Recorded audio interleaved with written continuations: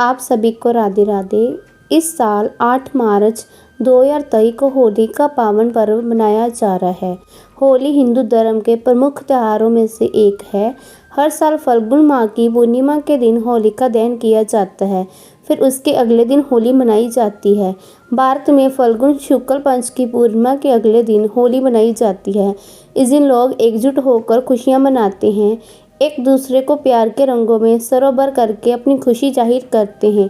हिंदू धर्म के अनुसार होलिका दहन को बुराई पर अच्छाई की जीत का प्रतीक माना गया है। भक्त प्रहलाद और होलिका से जुड़ी कथा तो हर किसी को पता होगी, लेकिन होलिका दहन के अलावा होली को लेकर कई तरह की कहानियाँ प्रचलित है। इनमें से एक कथा शिवजी और कामदेव जी से भी जुड़ी है।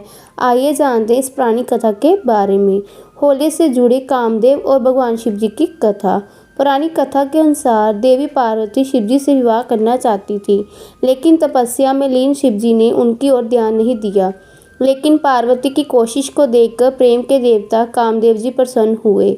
शिवजी की तपस्या भंग करने के लिए उन्होंने शिवजी पर पुष्प बाण चला दिया, जिसके कारण शिवजी की तपस्या भंग हो गई। तपस्या भंग होने की वजह से शिवजी नाराज हो गए। उन्होंने अपनी तीसरी आँख खोल दी और उनके क्रोध की अग्नि में कामदेव भस्म हो गए। इसके बाद शिवजी ने पार्वती जी की ओर देखा। हिमवान की पुत्री पार्वती की आराधना सफल हुई। शिवजी ने उन्हें अपनी पत्नी के रूप में स्वीकार कर लिया, लेकिन कामदेव जी के भस्म। इसके बाद शिवजी ने पार्वती की ओर देखा। हिमवान की पुत्री पार्वती जी की आराधना सफल हुई। शिवजी ने उन्हें अपनी पत्नी के रूप में स्वीकार कर लिया, लेकिन कामदेव जी के भस्म होने के बाद उनकी पत्नी रात्रि को असमय ही यज्ञ सहना पड़ा। फिर रात्रि ने शिव की आराधना की, जिसके बाद जब शिवजी ने अपने निवास पर लौटे तब रात्रि ने उनसे अपनी व्यवस्था कही। वही पार्वती के पिछले जन्म की बातें याद कर भगवान शिवजी ने जाना कि कामदेव निर्दोष है। पिछले जन्म में दक्ष प्रसंग से उन्हें अपमानित होना पड़ा था। उनके अपमान से विचलित होकर दक्ष पुत्री सती ने आत्मदया कर लिया।